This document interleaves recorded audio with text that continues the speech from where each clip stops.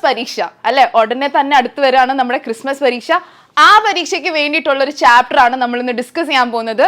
The best investment I ever made. Right, ലൈഫിൽ ഞാൻ നടത്തിയ ഏറ്റവും നല്ല നിക്ഷേപം അല്ലെങ്കിൽ ഇൻവെസ്റ്റ്മെന്റ്. അപ്പോൾ ഈ പാരഗ്രാഫിൽ നിന്ന് മനസ്സിലായത് എന്തായാലും ഭാര്യ അഡ്വൈസ് ചെയ്തത് കൊണ്ട്, അർജ് ചെയ്തത് കൊണ്ട് മിസ്റ്റർ ജോൺ ഡോക്ടറെ അടുത്ത് സമീപിച്ചു. ഇവരെ ഡീൽ ചെയ്യുന്ന രീതി പഠിക്കാൻ വേണ്ടിയിട്ടും കൂടെയാണ് mister John S and missus John എസിൻ്റെ യാത്രയുടെ motive. We walk the short distance in silence. ഞാനും സർജൻറ്റും പോലീസും ആ സൗണ്ട് ഇല്ലാതെ സൈലൻസിൽ പോയി. റൈറ്റ്, നമ്മുടെ മിസ്റ്റർ ജോൺ എണ്ണീറ്റിരുന്നു. ഡേസിഡ്ലി, ചെറിയ തലക്കറക്കമുണ്ട്, പക്ഷെ മൊത്തം കൺഫ്യൂസ്ഡ് ആണ്.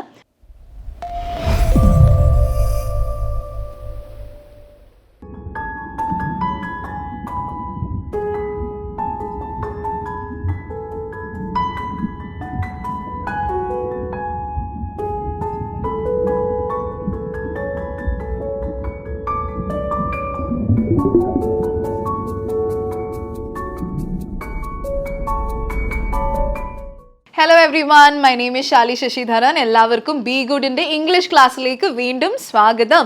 സോ നമ്മൾ കഴിഞ്ഞ വീഡിയോസിൽ പാർട്ട് 1, പാർട്ട് 2, പാർട്ട് 3, ഏതിൻ്റെ part 1, part 2, part 3, the best investment I ever made, AJ ക്രോണിൻ്റെ നറേറ്റർ, AJ ക്രോണിൻ നറേറ്റ് ചെയ്യുന്ന ലൈഫ് ഇൻസിഡന്റ് ആയിട്ടുള്ള story the best investment I ever മെയ്ഡിൻ്റെ 3 പാർട്സ് നമ്മൾ ഓൾറെഡി ചെയ്ത് കഴിഞ്ഞു. ഇന്ന് നമ്മൾ പാർട്ട് 4 വീഡിയോ ആണ് ചെയ്യാൻ പോകുന്നത്. ഓക്കെ, സോ പാർട്ട് 4 ചെയ്യുന്നതിന് മുമ്പ് ഓൾമോസ്റ്റ് നമ്മളൊരു 75% ഓഫ് ഈ ചാപ്റ്ററിന്റെ കണ്ടന്റ് നമ്മൾ കവർ ചെയ്ത് കഴിഞ്ഞു. സോ അത് റിവൈസ് ചെയ്യാതെ ഈ ചാപ്റ്റർ ഈ ഒരു വീഡിയോ കാണുന്നതിൽ കാര്യമില്ല, ഉറപ്പായിട്ടും പോയി കാണുക. കാരണം ഈ ഒരു പാർട്ടിൽ നമ്മൾ നമ്മുടെ AJ ക്രോണിന് എന്തുകൊണ്ടാണ് best investment I ever made, ഇതാണ് ലൈഫിന്റെ ഏറ്റവും നല്ല ഇൻവെസ്റ്റ്മെന്റ് എന്ന് തോന്നാനുള്ള കാരണമാണ് നമ്മൾ ഈ ഒരു വീഡിയോയിൽ പഠിക്കാൻ പോകുന്നത്. സോ നമുക്ക് നോക്കാം. പാരഗ്രാഫ് നമ്പർ 13 ആണ് നമ്മൾ സ്റ്റാർട്ട് ചെയ്യുന്നത്. പാരഗ്രാഫ് 12 വരെയാണ് നമ്മൾ പാർട്ട് നമ്പർ 3 നമ്മൾ ഫിനിഷ് ചെയ്തിരിക്കുന്നത്. ഇവിടെ നമുക്ക് പാരഗ്രാഫ് നമ്പർ 13 വായിച്ചു തുടങ്ങാം. As he regained his strength he told us his story. So നമ്മുടെ മിസ്റ്റർ ജോൺ എസ് പുള്ളി പതുക്കെ സ്ട്രെങ്ത് റീഗെയിൻ ചെയ്ത് തുടങ്ങിയപ്പോഴത്തേക്ക് പുള്ളിയുടെ സ്റ്റോറി പറയാൻ തുടങ്ങി. ഇത് നമ്മുടെ നറേറ്റർ പറയാണ് ദാറ്റ് നമ്മുടെ mister John S energy regain ചെയ്ത് തുടങ്ങിയപ്പോഴത്തേക്ക് റിസസിറ്റേഷൻ ഒക്കെ കഴിഞ്ഞിട്ട് പതുക്കെ മെല്ലെ ജീവിതത്തിലോട്ട് തിരിച്ചു വരികയാണല്ലോ. സോ പതുക്കെ ആ എനർജി റീഗെയിൻ ചെയ്ത് തുടങ്ങിയപ്പം മിസ്റ്റർ ജോണിൻ്റെ സ്റ്റോറി പറഞ്ഞു. എന്തായിരുന്നു ആ സ്റ്റോറി?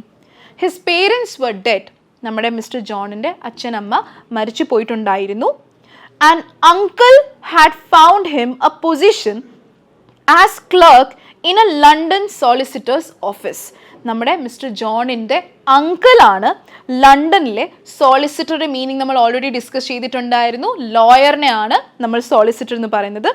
സോളിസിറ്റർ ഓഫീസിൽ ക്ലർക്കിൻ്റെ ഒരു ഉദ്യോഗം നമ്മുടെ മിസ്റ്റർ ജോണിൻ്റെ അങ്കിൾ ശരിപ്പെടുത്തിയിട്ടുണ്ടായിരുന്നു. He had been in the city only 6 months. ഈ നഗരത്തിൽ മിസ്റ്റർ ജോൺ വെറും 6 മാസം മാത്രമുള്ള ഡ്യൂറേഷനിലേ ഉണ്ടായിട്ടുണ്ടായിരുന്നുള്ളൂ. അട്ടർലി ഫ്രണ്ട്ലെസ്, ഒരു കൂട്ടുകാരും ഉണ്ടായിരുന്നില്ല മിസ്റ്റർ ജോണിന്.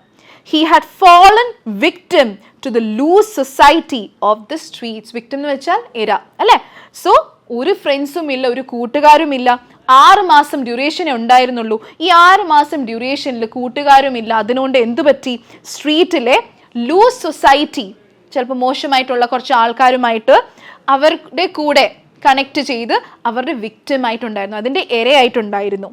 ഹാഡ് മെയ്ഡ് ബാഡ് കമ്പാനിയൻസ്, ഭയങ്കര മോശമായിട്ടുള്ള കമ്പാനിയൻസ് ആണ് ഈ ചെറിയ ഡ്യൂറേഷനിൽ മിസ്റ്റർ ജോണിന് ഉണ്ടായിരുന്നത്. And like a young fool, ഒരു വിഡ്ഢിയെ പോലെ, eager to taste pleasure far beyond his means, had begun to bet on horses. അപ്പം ഈ 6 മാസം ഡ്യൂറേഷനിൽ ഫ്രണ്ട്സുമില്ല, മോശമായ സൊസൈറ്റിയുടെ വിക്ടിമായി, ഒരു വിഡ്ഢിയെ പോലെ കിട്ടുന്ന ശമ്പളം, ഒരു ക്ലർക്കിൻ്റെ ശമ്പളം എന്ത് തുച്ഛമായിട്ടുള്ള ശമ്പളമാണെന്ന് നിങ്ങൾക്ക് ഊഹിക്കാവുന്നേ ഉള്ളൂ. ആ ശമ്പളത്തിനേക്കാളും ഉപരി പുള്ളിക്ക് ലൈഫിലെ പ്ലഷേഴ്സ് ടേസ്റ്റ് ചെയ്യാൻ, ലൈഫിലെ മെറ്റീരിയൽ ഗെയിൻ ഒക്കെ ടേസ്റ്റ് ചെയ്യാൻ വേണ്ടിയിട്ടുള്ള ഈഗർനെസ് ആയിരുന്നു. അതുപോലത്തെ ഒരു വിഡ്ഢിത്തരമായിട്ടുള്ള ചിന്തകളായിരുന്നു മിസ്റ്റർ ജോണിന് ഉണ്ടായിരുന്നത്. അതിന് വേണ്ടിയിട്ട് ആ പ്ലഷറൊക്കെ ടേസ്റ്റ്, ആ ജീവിതത്തിലുള്ള മെറ്റീരിയൽ ഗെയിനൊക്കെ ടേസ്റ്റ് ചെയ്യാൻ വേണ്ടിയിട്ട് അത്രയും പോലും ശമ്പളം പോലും ഇല്ല. അതിന് ഉപരി ചിന്തിക്കാൻ തുടങ്ങിയപ്പോഴത്തേക്ക് he had begun to bet on horses. ഹോർസസിൽ ബെറ്റ് ചെയ്യാൻ തുടങ്ങി. അതായത് ഈ മെറ്റീരിയൽ ഗെയിനിന് വേണ്ടിയിട്ട് പ്ലഷേഴ്സ് ഒക്കെ കിട്ടാൻ വേണ്ടിയിട്ട് കുതിരപ്പന്തായമൊക്കെ വെക്കാൻ തുടങ്ങി നമ്മുടെ mister John. Okay, soon he had lost all his small savings. So പതുക്കെയൊന്നുമല്ല, കാരണം ഇത്രയും ഈ 6 മാസം ഡ്യൂറേഷനിൽ എന്തെല്ലാമാണ് ചെയ്തിരിക്കുന്നത്. അപ്പോൾ പെട്ടെന്ന് തന്നെ വളരെ വേഗത്തിൽ ഉണ്ടായിരുന്ന ചെറിയ സേവിങ്സ് എല്ലാം നഷ്ടപ്പെട്ടു. ഒരു ക്ലർക്കിൻ്റെ ശമ്പളം നിങ്ങൾക്ക് ഊഹിക്കാവുന്നേ ഉള്ളൂ. ആ സേവിങ്സിൻ്റെ ഉപരിയായിരുന്നു പുള്ളിയുടെ ആഗ്രഹങ്ങൾ. പുള്ളി കുതിരപ്പന്തായമൊക്കെ വെച്ചു. എന്നിട്ട് എന്ത് പറ്റി? ഉണ്ടായിരുന്ന ചെറിയ സേവിങ്സ് എല്ലാം നഷ്ടപ്പെട്ടു. Had pledged his belongings and owed the bookmaker a disastrous amount. Pledged the belongings എന്ന് പറയുമ്പോൾ എന്താ? ഈ ബിലോങ്ങിങ്സ് ഒക്കെ പണയം വെച്ചു. പ്ലെജ്ഡ് എന്ന് വെച്ചാൽ പണയം വെച്ചു. ഈ ബിലോങ്ങിങ്സ് ഒക്കെ പണയം വെച്ചു. അതേപോലെ ബുക്ക് മേക്കർ, എന്താണ് ഈ ബുക്ക് മേക്കർ?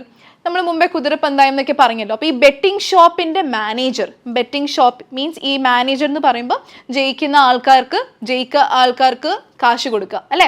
ബെറ്റ് വെക്കുന്ന ആൾക്കാർ 2 വീതം ആൾക്കാർ കാണുമല്ലോ. അപ്പോൾ ജയിക്കുന്ന ആൾക്കാർക്ക് കാശ് കൊടുക്കുക. സോ ഈ ബുക്ക് മേക്കറിന് വരെ വലിയൊരു തുക, ഡിസാസ്ട്രസ് ആയിട്ടുള്ള ഒരു അമൗണ്ട് കടക്കാനായിട്ടുണ്ടായിരുന്നു നമ്മുടെ മിസ്റ്റർ ജോൺ അല്ലേ?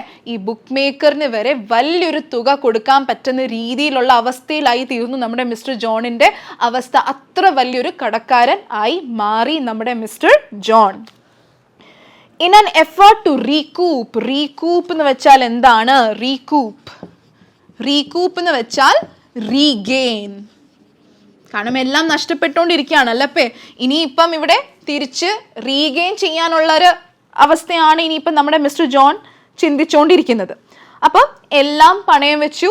വലിയൊരു തുക ബുക്ക് മേക്കറിനും തുകയായിട്ട് കൊടുക്കാനുണ്ട്. വലിയൊരു കടക്കാരനായി മാറിക്കഴിഞ്ഞു. In an effort to recoup, അപ്പം ഇനി ഇത് തിരിച്ച് കിട്ടാനുള്ള ശ്രമത്തിൽ, ഇത് റീഗെയിൻ ചെയ്യാനുള്ള ശ്രമത്തിൽ he had taken a sum of money from the office safe for a final gambling. അപ്പോൾ ഫൈനൽ ബെറ്റിങ്ങിന് വേണ്ടിയിട്ട്, ഫൈനൽ ഗാംബ്ലിങ്ങിന് വേണ്ടിയിട്ട്, ഈ നഷ്ടപ്പെട്ടതെല്ലാം തിരിച്ച് കിട്ടാൻ വേണ്ടി, തിരിച്ച് നേടാൻ വേണ്ടിയിട്ട് പുള്ളി എന്ത് ചെയ്തു? പുള്ളിയുടെ ഓഫീസിൻ്റെ സേഫിൽ നിന്ന്, അൽമാരയിൽ നിന്ന് കാശ് മോഷ്ടിക്കുകയാണ് ചെയ്തത്. ആര്? Mister John.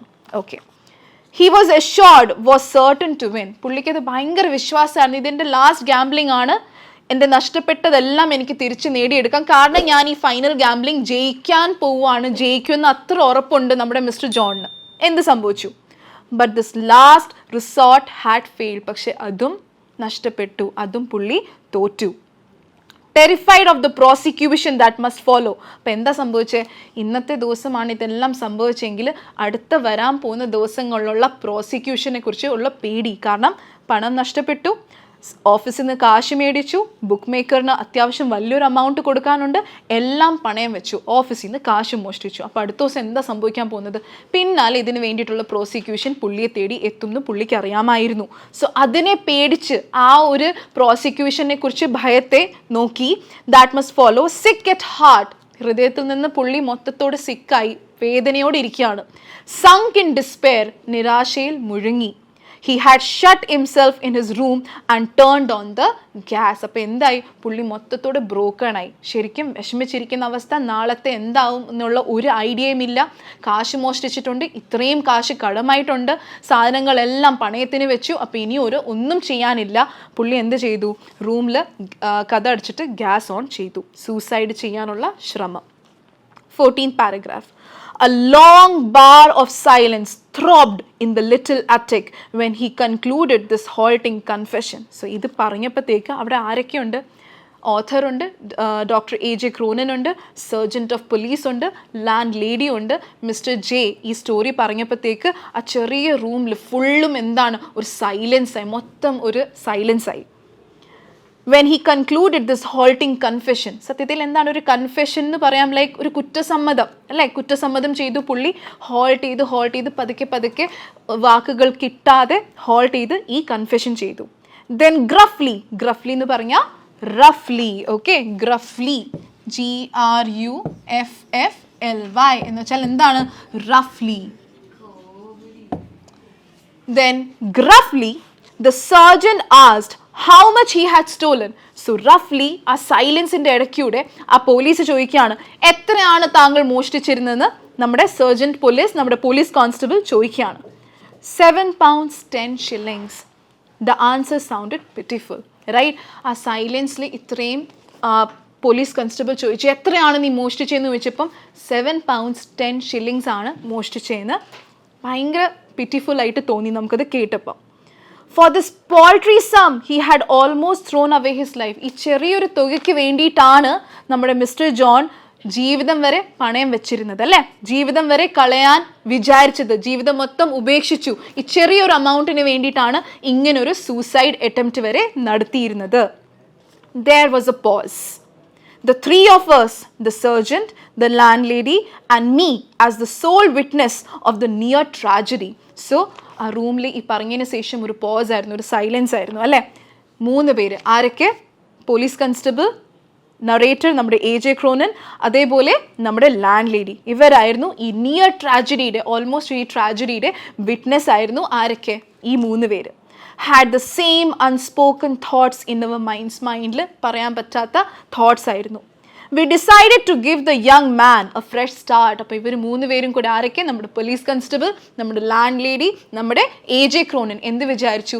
ഈ മാനിന്, മിസ്റ്റർ ജോണിന്, ഈ യങ് മാനിന് ഒരു പുതിയ സ്റ്റാർട്ട് കൊടുക്കാം, ലൈഫിലോട്ട് തിരിച്ചു വരാനുള്ള ഒരു എനർജി കൊടുക്കാം, ഒരു പുതിയ സ്റ്റാർട്ട് കൊടുക്കാം എന്ന് തീരുമാനിച്ചു.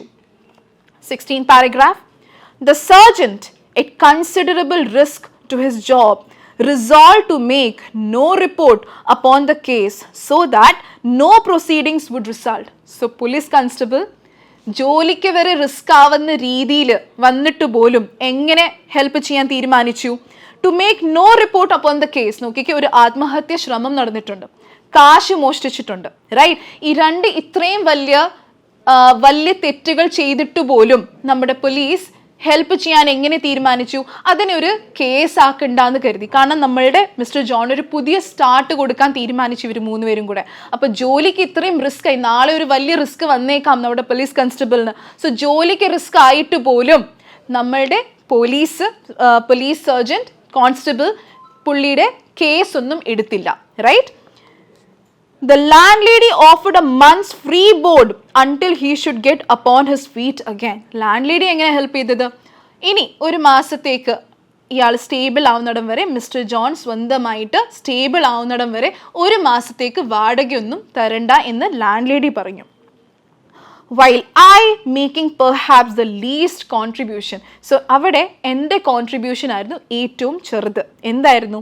Came forward with 7 pounds 10 shillings for him to put back in his office safe. So doctor AJ ക്രോനൻ നോക്കിയപ്പം പോലീസിൻ്റെ ജോലിക്ക് വരെ റിസ്ക് ആവുന്ന രീതിയിൽ എന്തെടുത്തു? ഒരു വലിയ തീരുമാനം എടുത്തു, കേസ് ആകാതിരിക്കാൻ വേണ്ടിയിട്ടുള്ള തീരുമാനം എടുത്തു. അതേ സമയത്ത് നമ്മുടെ ലാൻഡ് ലേഡി എന്ത് ചെയ്തു? ഒരു മാസത്തേക്ക് ഇനി വാടകയൊന്നും വേണ്ട, റൈറ്റ്? ഇയാൾ തിരിച്ച് നല്ല രീതിയിൽ സ്റ്റേബിൾ ആവുന്നിടം വരെ എനിക്ക് ഒരു മാസത്തേക്ക് വാടകയൊന്നും വേണ്ട എന്ന് പറഞ്ഞു. അതേ സമയത്ത് നമ്മുടെ ഡോക്ടർ AJ ക്രോനൻ ചെയ്ത കോൺട്രിബ്യൂഷൻ എന്താ? ആ 7 pounds 10 shillings ഇതിന് വേണ്ടിയിട്ടായിരുന്നല്ലോ നമ്മുടെ മിസ്റ്റർ ജോൺ ജീവിതം വേണ്ടാന്ന് തന്നെ വെച്ചിരുന്നത്. സോ ആ 7 pounds 10 shillings തിരിച്ച് കൊടുത്തു. ആർക്ക് കൊടുത്തു? മിസ്റ്റർ ജോണിന്. തിരിച്ച് അതേപോലെ സേഫിൽ കൊണ്ട് വെച്ചിരിക്കാൻ, റൈറ്റ്? സോ ഇതായിരുന്നു 3 പേരും ചെയ്ത കോൺട്രിബ്യൂഷൻ. 17th ബോഡി പാരഗ്രാഫ് നമുക്ക് നോക്കാം. The ship moved on through the still darkness of the night. Ship ഇപ്പോഴും അതേ ഡാർക്ക്നെസ്സിലൂടെ പോയിക്കൊണ്ടിരിക്കുക. There was no need of speech. സംസാരത്തിന് യാതൊരു ആവശ്യകത ഉണ്ടായിരുന്നില്ല. With a tender gesture, Mrs. S had taken her husband's hand. ഭയങ്കര സ്നേഹത്തോടെ മിസ്റ്റർ ജോണിൻ്റെ കൈ പിടിച്ചു.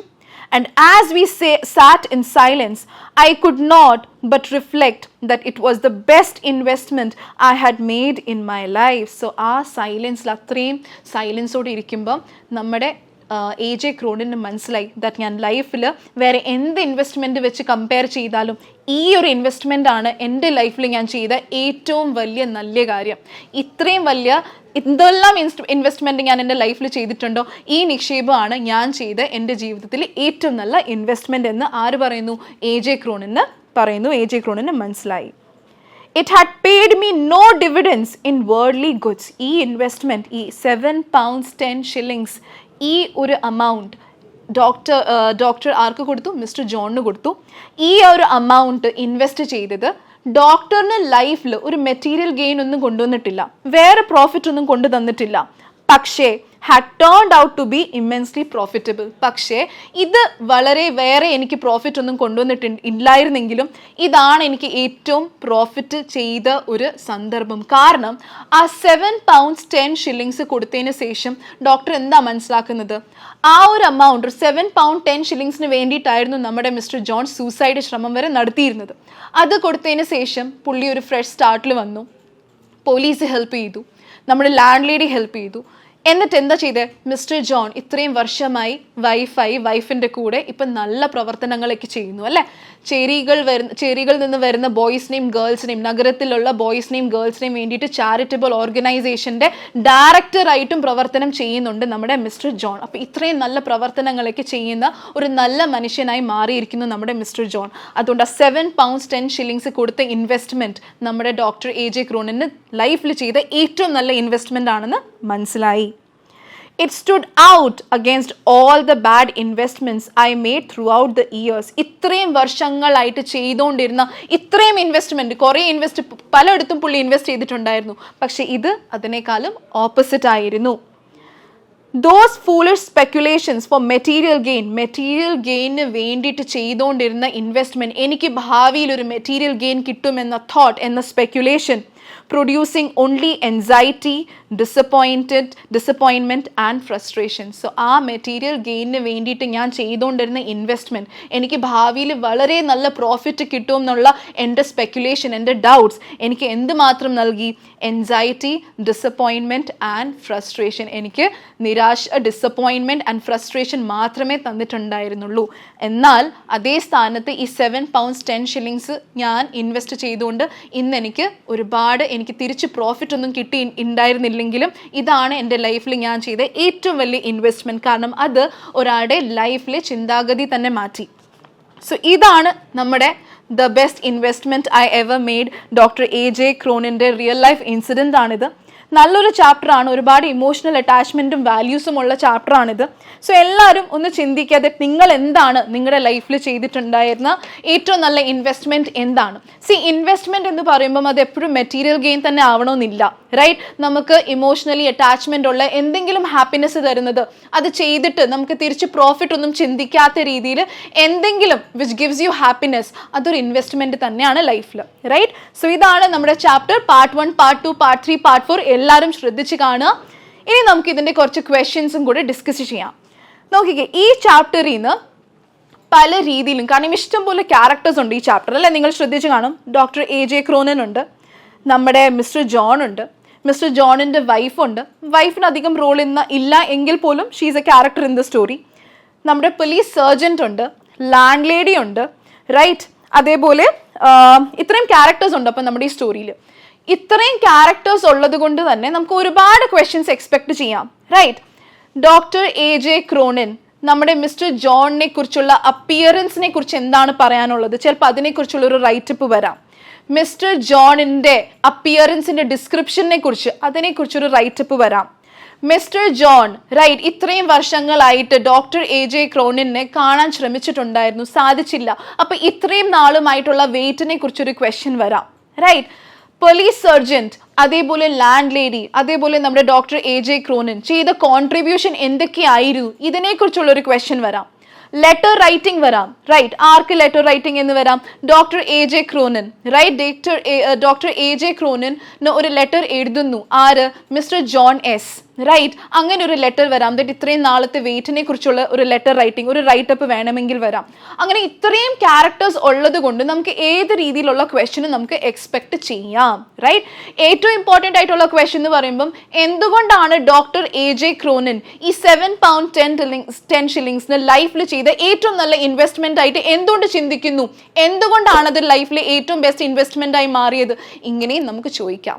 സോ ഈ ചാപ്റ്ററിൽ നിന്ന് എന്ത് ക്വസ്റ്റ്യൻ വന്നാലും അത് ആൻസർ ചെയ്യാൻ പറ്റണമെങ്കിൽ പാർട്ട് 1, പാർട്ട് 2, പാർട്ട് 3, പാർട്ട് 4 ഈ 4 പാർട്സും ക്ലിയർ ആയിട്ട് റീഡ് ചെയ്ത് മനസ്സിലാക്കിയിട്ട് വേണം നിങ്ങൾ നോക്കിയാൽ എന്ത് ക്വസ്റ്റ്യൻ തന്നെ വന്നാലും, അതിന് ലെറ്റർ റൈറ്റിംഗ് ആയിക്കോട്ടെ, ഡിസ്ക്രിപ്ഷൻ ആയിക്കോട്ടെ, റിപ്പോർട്ട് റൈറ്റിംഗ് ആയിക്കോട്ടെ, നമുക്ക് ഡയറി റൈറ്റിംഗ് ആയിക്കോട്ടെ, എല്ലാ വിധത്തിലുള്ള ക്വസ്റ്റ്യൻസ് നമുക്ക് ആൻസർ ചെയ്യാൻ പറ്റുന്നതാണ്. So that is all for today people. Thank you. Have A great day. Thank you.